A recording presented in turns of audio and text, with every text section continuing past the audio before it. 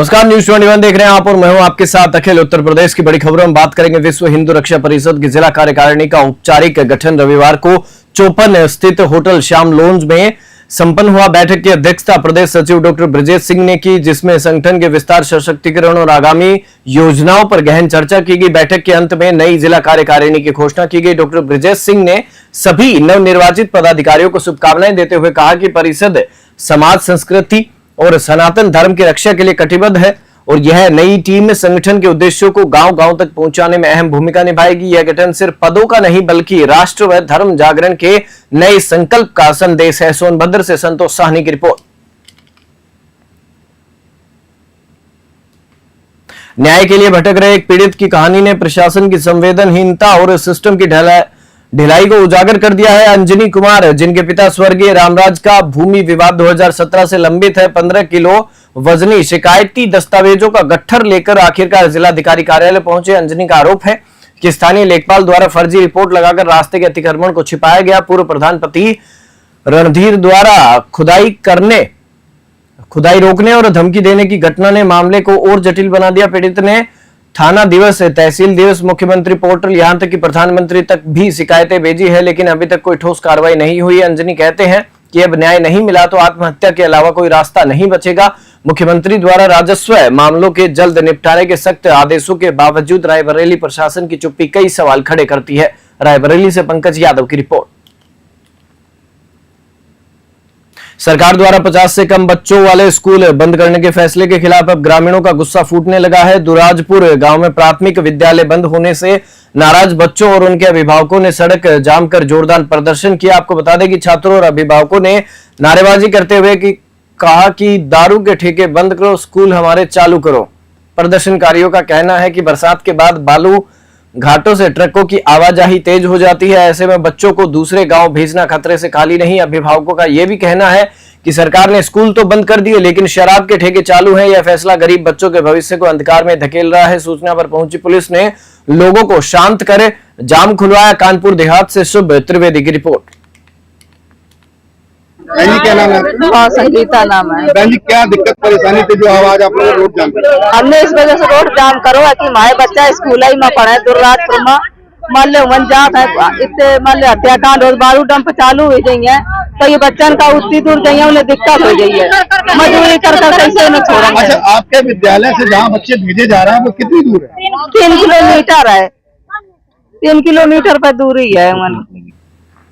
थाना पनवाड़ी के ग्राम बेदो में इंसानियत को झकझोर देने वाली घटना सामने आई है, जहां एक कलयुगी बेटे ने अपनी 60 वर्षीय वृद्ध मां को बेरहमी से पीटकर लहूलुहान कर दिया। पीड़िता शहीदन पत्नी आजाद ने किसी तरह डायल 112 पर कॉल कर मदद की गुहार लगाई। सूचना मिलते ही डायल 112 की टीम ने मौके पर पहुंचकर घायल महिला को अस्पताल पहुंचाया, जहां उसका प्राथमिक उपचार सामुदायिक स्वास्थ्य केंद्र में हुआ। इसके बाद पीड़िता को थाने में भेजा गया, जहां उसने आरोपी पुत्र के खिलाफ तहरीर दी। पुलिस ने तत्काल कार्रवाई करते हुए आरोपी बेटे को हिरासत में ले लिया है और कानूनी जांच शुरू कर दी गई है। थाना प्रभारी ने भरोसा दिया है कि मामले में सख्त कार्रवाई की जाएगी। महोबा से इफ्तिखार अली की रिपोर्ट।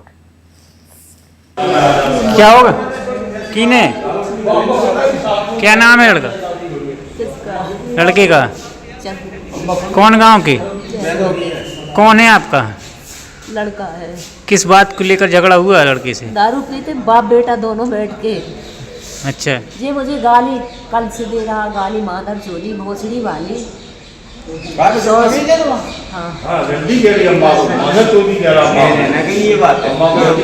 ये है इनके दोनों बच्चे। उसका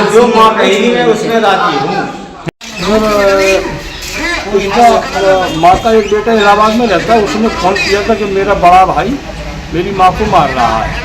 तो मेरे पास कॉल आई तो हम लोग गए तो माँ के थोड़ा सर में चोट थी, खून बह रहा था और हाथ में। मैंने पूछताछ किया अम्मा से, अम्मा ने कहा कि इसने मुझे मारा, गाली गलौज भी किया है और दारू पीता है इस तरह का। लाए अम्मा को, अम्मा ट्रीटमेंट करा के अब अम्मा कहीं थाने ले चलो, थाने ले जा रहे दोनों पक्षों को। भारतीय किसान यूनियन ने कलेक्ट्रेट परिसर में एक दिवसीय धरना प्रदर्शन कर अतिवृष्टि से हुए नुकसान का मुआवजा दिलाने की मांग को लेकर प्रशासन के खिलाफ जोरदार प्रदर्शन किया। प्रदर्शनकारियों ने जिलाधिकारी को 7 सूत्रीय मांगों वाला ज्ञापन सौंपा। ज्ञापन में बताया गया कि अतिवृष्टि से जिले के अधिकांश गांवों में फसलें बर्बाद हो चुकी हैं, कई मकान गिर गए हैं और क्षतिग्रस्त भी हो गए हैं, लेकिन अब तक राजस्व विभाग की टीम ने सर्वे तक नहीं किया। खमरिया गांव में बाढ़ से फसलें और घर तबाह। रिवई गांव में बिजली आपूर्ति ठप और छानी कला में सिंचाई विभाग द्वारा जमीन कब्जाने की शिकायतें सामने आई हैं। वहीं कई किसानों के ब्लॉक बिना सूचना बदले जाने और हनुमान मंदिर भूमि पर अवैध कब्जे का मुद्दा भी उठाया गया। महोबा से इफ्तिखार अली की रिपोर्ट।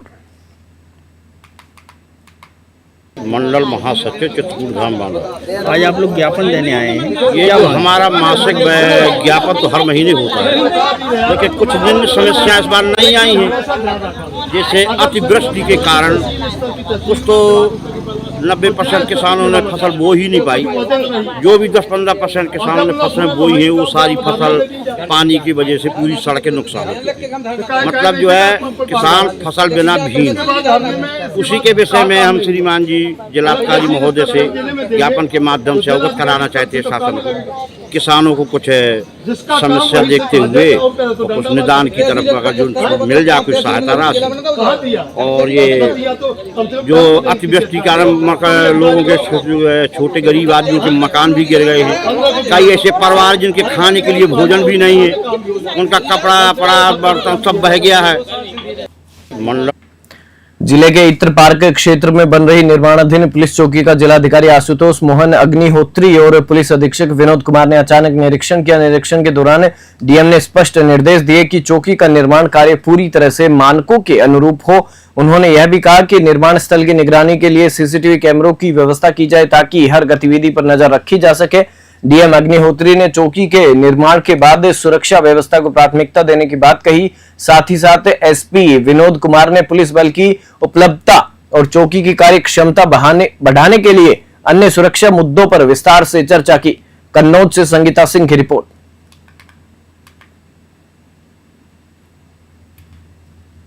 सावन के पावन माह में जहां पूरा देश शिव भक्ति में लीन है, वहीं हापुड़ नगर कोतवाली पुलिस ने भक्ति और सेवा का दुर्लभ संगम प्रस्तुत किया। हरिद्वार से लौटते शिव भक्तों के जत्थे पर पुलिस कर्मियों ने पुष्प वर्षा कर उनका भव्य स्वागत किया। यह अनूठी पहल सुरक्षा के साथ भावनात्मक जुड़ाव का प्रतीक बन गई। जैसे ही शिव भक्त नगर कोतवाली क्षेत्र में पहुंचे, पुलिस जवानों ने फूल बरसाकर श्रद्धा, सम्मान और सहयोग की मिसाल पेश की। कांवड़ियों की सेवा और सुरक्षा में जुटी पुलिस की इस भावुक पहल को श्रद्धालुओं ने भी खुले दिल से सराहा और पुलिस के प्रति धन्यवाद व्यक्त किया। हापुड़ से मोनिस खान की रिपोर्ट। शहर में साइबर ठगी का एक और चौंकाने वाला मामला सामने आया है, जहां जेके ग्रुप के एमडी राघव सिंहानिया की व्हाट्सएप पर डीपी का इस्तेमाल कर एक ठग ने कंपनी के कर्मचारी को 1.97 करोड़ रुपए की चपत लगा दी। पीड़ित कर्मचारी के मुताबिक 20 जुलाई को उनके व्हाट्सएप पर एक मैसेज आया जिसमें एमडी की फोटो लगी थी। मैसेज भेजने वाले ने खुद को राघव सिंहानिया बताते हुए एक बड़ी बिजनेस डील की बात कही। तत्काल 1.97 करोड़ रुपए ट्रांसफर करने को कहा। कर्मचारी ने बिना पुष्टि किए रकम ट्रांसफर कर दी। जब वह असली एमडी से मिलने पहुंचे तो सच्चाई सामने आई और ठगी का एहसास हुआ। उन्होंने तुरंत साइबर सेल में शिकायत दर्ज कराई और आपको बता दें कि साइबर सेल प्रभारी के अनुसार त्वरित कार्रवाई करते हुए 1.28 करोड़ रुपए फ्रीज करा लिए गए। बाकी की रकम ट्रैक की जा रही है। आरोपियों की पहचान कर जल्द गिरफ्तारी का दावा किया जा रहा है। कानपुर से विशाल सैनी की रिपोर्ट। कल दिनांक 21 जुलाई को पत्र प्राप्त होता है जिसमें बताया जाता है कि यदुपति ट्रेड बिजनेस एक प्राइवेट लिमिटेड नाम की कंपनी है जिसके मैनेजिंग डायरेक्टर के साथ लगभग 1,97,00,000 की ठगी हुई है। इस बाबत एक पत्र प्राप्त किया जाता है जिसमें डिटेल में जो ट्रांजैक्शन हैं उनके बारे में बताया जाता है। तत्काल इसमें अभियोग पंजीकृत किया जाता है। टोटल जो इसमें जो फ्रॉड हुआ है वो 1,97,00,000 का है, जिसमें 1,28,00,000 जो है वो फ्रीज हो गया है। इसमें जो सस्पेक्टेड जो अकाउंट्स हैं उनकी डिटेल्स जो है वो हम लोग अभी प्रयास कर रहे हैं, पता करने का प्रयास कर रहे हैं। प्लस इसमें जो अमाउंट जो होल्ड है उसको हम लोग कोर्ट के माध्यम से उसको डिफ्रीज की कार्रवाई उसमें किया जा रहा है। इसमें जो भी सस्पेक्टेड जो खाते थे अकाउंट्स से उनकी डिटेल हम लोगों ने बैंक से डिटेल उनकी लिया है, मांग रहे हैं और जो ही हम लोग को आगे की इंफॉर्मेशन मिलती है जो बचा हुआ अमाउंट है उसको भी रिकवरी का प्रयास करेंगे। थाना बेलघाट क्षेत्र के ग्राम पंचायत भबिया के किसानों ने दयारा क्षेत्र में वन विभाग की भूमि पर अवैध कब्जे को लेकर प्रभागीय वन अधिकारी को शिकायती पत्र सौंपा। शिकायती में कुछ ग्रामीणों को नामजद करते हुए आरोप लगाया गया है कि उन्होंने विभागीय सीमांकन पिलर उखाड़ दिए और वन विभाग द्वारा रोपे गए वृक्षों को नष्ट कर दिया है। आपको बता दें कि किसानों ने यह भी बताया कि यह भूमि राजस्व विभाग द्वारा वन विभाग को हस्तांतरित की गई है और सीमांकन के लिए चारों तरफ रंगीन पक्के पिलर लगाए गए थे, लेकिन आरोपियों ने करीब 5 बीघा भूमि पर ट्रैक्टर चलाकर खेती शुरू कर दी। ग्रामीणों ने पहले भी इस संबंध में वन क्षेत्राधिकारी खजनी को प्रार्थना पत्र सौंपा था, लेकिन अब तक कोई ठोस कार्रवाई नहीं हुई। ग्रामीणों की मांग है कि अविलंब अतिक्रमण हटाया जाए और दोषियों के खिलाफ सख्त कानूनी कार्रवाई की जाए। गोरखपुर से आशुतोष मिश्रा की रिपोर्ट।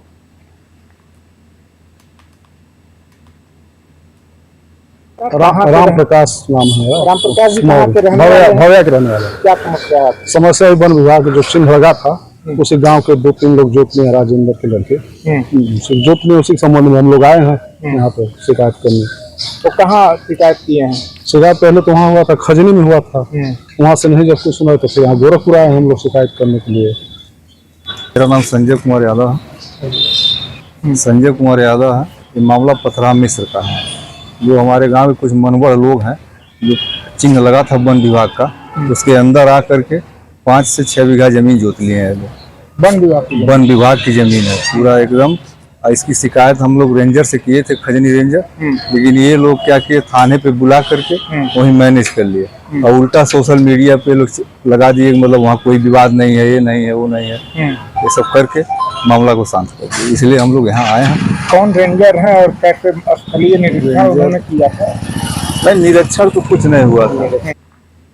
सावन माह में बस्ती के प्रसिद्ध बाबा भद्रेश्वर नाथ मंदिर पर श्रद्धा का अद्भुत नजारा देखने को मिला। अयोध्या से 65 किलोमीटर पैदल चलकर पहुंचे लाखों शिव भक्त कांवड़िए रात 12 बजे से जलाभिषेक कर रहे हैं। इस विशाल आयोजन में प्रशासन ने हेलीकॉप्टर से पुष्प वर्षा कर श्रद्धालुओं का भव्य स्वागत किया। कमिश्नर व डीआईजी ने पुलिस लाइन से उड़ान भरकर पहले बाबा भद्रेश्वर नाथ मंदिर, अमहट घाट और हाईवे पर पुष्प वर्षा की। डीएम रवीश गुप्ता ने बताया कि मंदिर पर प्रति सेकंड 10 से 12 कांवड़िए जल चढ़ा रहे हैं। सुरक्षा व्यवस्था चाक चौबंद है। इंटेलिजेंस टीमों के साथ हेलीकॉप्टर से भी निगरानी रखी जा रही है। बस्ती से दिलीप पांडे की रिपोर्ट। आज रात से हमारे भद्रेश्वरनाथ मंदिर में जलाभिषेक शुरू हो जाएगा।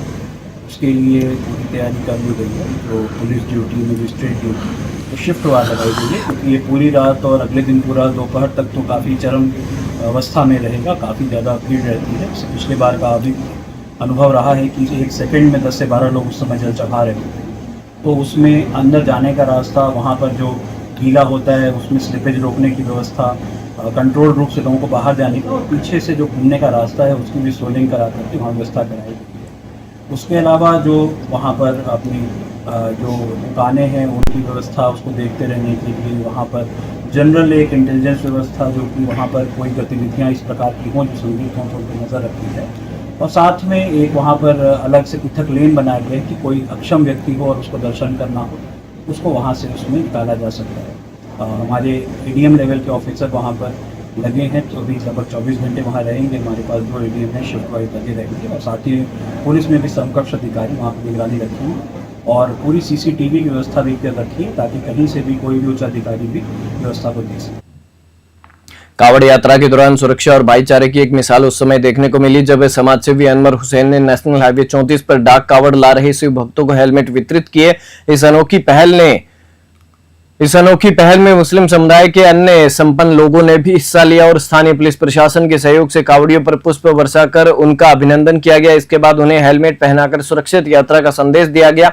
इस कार्यक्रम में एसपी देहात व सीओ खुर्जा भी मौजूद रहे। खुर्जा क्षेत्र में आयोजित इस कार्यक्रम ने सांप्रदायिक सौहार्द की मिसाल कायम की, जिसमें धर्म की सीमाएं नहीं, इंसानियत और सुरक्षा को प्राथमिकता दी गई है। बुलंदशहर से सचिन पांडे की रिपोर्ट।